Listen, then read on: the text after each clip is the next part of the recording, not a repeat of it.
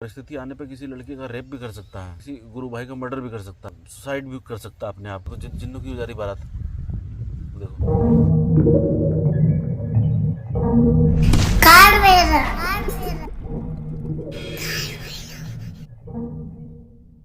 गुरुदेव, साधना में ब्रह्मचर्य खंडित ना हो, इसके लिए क्या उपाय करना चाहिए? देखो, ब्रह्मचर्य खंडित ना हो किसी भी साधक का ये सबसे ज़रूरी रिक्वायरमेंट है। मतलब आपके अंगों में उत्तेजना भी हो रही है तो भी आप ये समझ लीजिए कि आप उस कगार पे हैं कि आपका ब्रह्मचर्य खंडित ही हो रहा है एक तरीके से, है ना। क्योंकि ऊर्जा उस तरफ नहीं बहनी चाहिए, नीचे की तरफ ऊर्जा ऊपर की तरफ बहनी चाहिए। तो अगर ऐसा हो रहा है तो आप ये समझ लीजिए कि आपके अंदर उस प्रकार के विकारों की असीमित गठरी भरी पड़ी है जो आपको नीचे घसीट के बर्बाद करने के लिए तैयार है। उसमें कुछ भी परिपक्वता नहीं आई है, कुछ भी सुधार नहीं हुआ है कि आप ऊपर की तरफ बढ़ सकें। तो अगर उत्तेजना भी हो रही है तो भी अंदर से अंदर मान के चलना चाहिए ईमानदारी से कि भैया मैं अभी भयानक पापी अंदर हूँ, उस पाप से छुटकारा चाहिए ही चाहिए। ये ना समझे को कि भैया स्खलित हो गया तो ही सिर्फ हो रहा है। जिनकी उत्तेजना भी उठ रही है ना उन अंगों पे, ये भी समझ लेना बहुत ज़्यादा भरा पड़ा है और कब फूट जाएगा कुछ नहीं पता, किस दिशा में फूट जाएगा वो नहीं पता।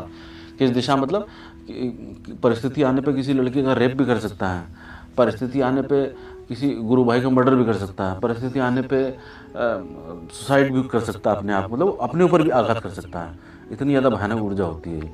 परिस्थिति आने पर गुरु की गर्दन भी काट सकता है, मतलब कुछ भी कर सकता है, गुरु को जहर दे देगा, कुछ भी कर सकता है।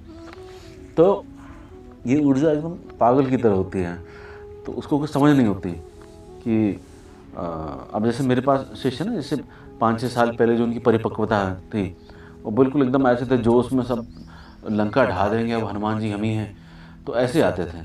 फिर अब 5-6 साल बीत गए, थोड़ा सा समझ आई। अब 6 साल बाद कहते हैं गुरु जी हम वो लड़कपन में जो है उस समय आपका बहुत अपमान किया और उस समय पता नहीं समझ नहीं थी क्या था, बालकपन था, आपके लिए बारे में बहुत गलत गलत बोला, आपसे भी बहुत गलत गलत बोला और अब हमें अपनी शरण लीजिए, अब हम आपके लायक हो गए हैं। 6 साल पहले छोड़ा, अब लायक हुए हैं, लेकिन अब वो दरवाजे बंद हैं, अब खुल ही नहीं सकते। अब उनको दूसरे योगी तपस्वियों को ढूंढना चाहिए।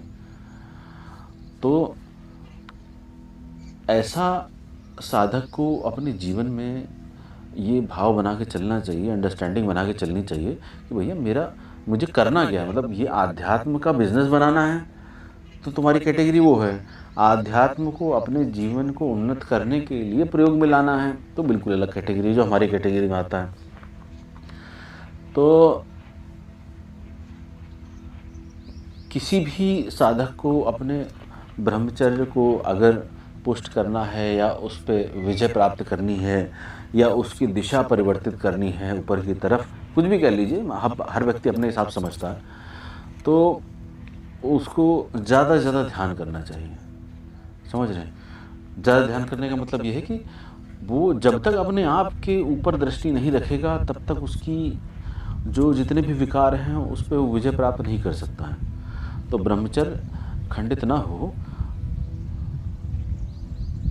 देखो जिन्नों का वो जा रहा, देखो देखो जिन्नों की जा रही बारात, वो देखो।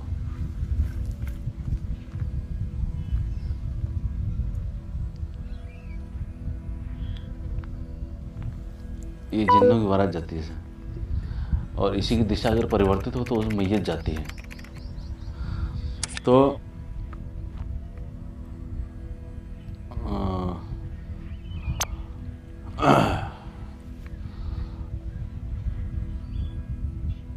अभी इसी मैयत में अगर हम लोग ऐसे बात कर रहे थे तो यहाँ कुछ ना कुछ घटित हो जाता अभी। और देखो बारात जा रही थी तो थोड़ा सा एंजॉय वाला माहौल था। तो ध्यान अगर वो नहीं करेगा साधक तो अपने आप को कैसे जानेगा, अपने आप को कैसे देखेगा कि मेरा कौन सा विकार कहाँ पर है। और आप ये समझ लेना, आपकी जितनी गोली चलाई हो, मतलब जितनी हिम्मत आपने गोली चलाने में लगाई हो और जितना दिमाग ख़राब करके आपने बॉक्सिंग करी हो, पंचिंग करी हो या लोगों से लड़ाई झगड़ा करा हो, दुनिया भर की ऐसी तैसी करी हो, सब कुछ करा हो, ये सब जिंदगी भर का इकट्ठा कर लेंगे, ठीक, और एक पलड़े पे रख लेंगे तराजू के, और 10 मिनट का ध्यान एक पलड़े पे रख लेंगे। 10 मिनट का ध्यान भारी पड़ जाएगा, हिम्मत नहीं होगी 10 मिनट ध्यान बैठने की। रूह कांप जाएगी, तब औकात पता चलेगी कि एक्चुअली में तो यार मैं तो अंदर से बिल्कुल नंगा हूँ, मैं तो कुछ हूँ ही नहीं। लेकिन वो सिर्फ 10 मिनट रहेगा, फिर वो अड़ जाएगा, अरे भैया मैं तो, मेरे से नहीं होगा। तो नपुंसक साधक ध्यानी नहीं हो सकता कभी भी। जो नामर्द साधक है वो कभी भी ध्यान, नामर्द मतलब ऐसा नहीं कि रेप कर देगा तो मर्द हो जाएगा। नामर्द साधक मेरी कैटेगरी में ये है भाई, आधा घंटा, 1 घंटा, 2 घंटा, 10 घंटा, 15 घंटा जो नहीं बैठ सकता है बिना हिले डुले, बिना विचार आए, वो नामर्द साधक है मेरे लिए। ध्यानी लोगों की कैटेगरी की जब बात करता हूँ मैं, और जब साधक ऐसा हो जाता है तो उसके विकार धीरे धीरे धीरे धीरे शांत होते हैं और ऊर्जा की गति ऊपर की तरफ होती है, ऊर्ध्वगमन होता है और वो अब सही ट्रैक पे जाएगा। ठीक है, तो ब्रह्मचर्य खंडित ना हो उसके लिए उत्तेजित करने वाले द्रव्य या पदार्थ का सेवन नहीं करना चाहिए। दूसरा, अपने आचार विचार को जो है थोड़ा सा शुद्ध बनाने की तरफ चलना चाहिए, है ना, और थोड़ा सा महान संतों की पुरानी लिखी हुई पुस्तकों का अध्ययन करना चाहिए। अब जैसे मैंने कहा ना कि ये सब चीज़ें तो बचपन में कराई जाती हैं, अभी 18-20 साल के बाद ये सब पुस्तकें पढ़ने को लाभ नहीं होता, क्योंकि वो फिर मेमोरी में चला जाता है, उसके कैरेक्टर को परिवर्तित करने का हिस्सा नहीं बन पाता है।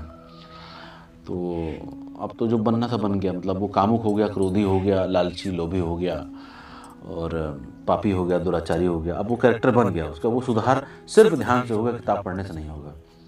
लेकिन फिर भी अगर पढ़ना चाहे एक आध बार कि भाई अपने को समझ तो ले कि हमारी औकात क्या है, कि हम किस प्रकार का व्यवहार करते हैं, कैसा जीवन जीते हैं, तो इस पर किताब पढ़े और ध्यान करना चाहिए कम से कम 10-10, 15-15 घंटे लगातार, तो ही। और मैं ये बता रहा हूँ, मैं कोई फालतू के यूट्यूबर की तरह कोई उपाय नहीं बताता हूँ। ठीक है, एक काम करना, ऐसे करना, ऐसे उंगली रखना, ऐसे करना, ऐसे ऊपर ले आना, सब ऊर्जा खिंच जाएगी, ऐसे खूब बेवकूफ़ बनाते हैं ना लोग यूट्यूब में। उससे कुछ नहीं होता है, उससे सिर्फ उनका यूट्यूब चैनल का एंटरटेनमेंट बहुत बढ़िया हो रहा होता है। हम लोग ऐसा एंटरटेनमेंट कर नहीं पाते ना। हम तो वो चीज़ बताएंगे कि जो एक्चुअली में असरदायक है, भले ही उसको कोई ना कर पाता हो। बताना तो वही पड़ेगा ना जो एक्चुअली में प्रश्न से संबंधित है। तो ऐसे ब्रह्मचर्य को आप सिद्ध कर सकते हैं, फिर जितेंद्रिय हो सकते हैं धीरे धीरे। ठीक, जय श्री काल।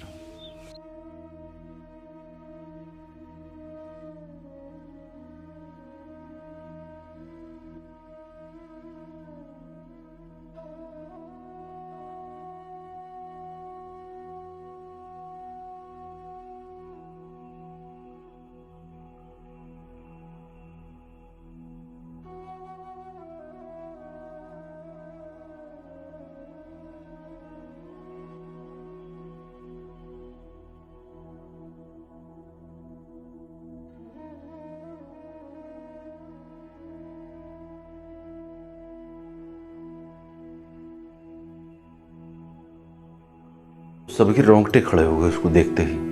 उसका एक प्रयोग है मंत्र के साथ, वो जब मैं साधकों को देता हूँ तो उस मंत्र के साथ प्रयोग भी बताता हूँ कि आप उस दंड को पकड़ के, जैसे भैरव दंड है, उस दंड को पकड़ के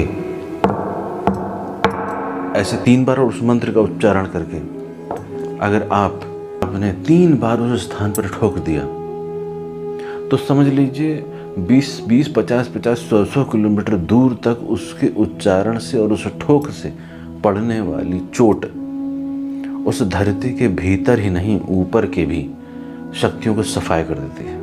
To talk to Gurudev Ji, open Google Play Store. Now search Call Me 4 application and download it. Now register your profile and recharge it. Now search for Sri Taramani Ji and directly talk to Gurudev Ji and solve your problem.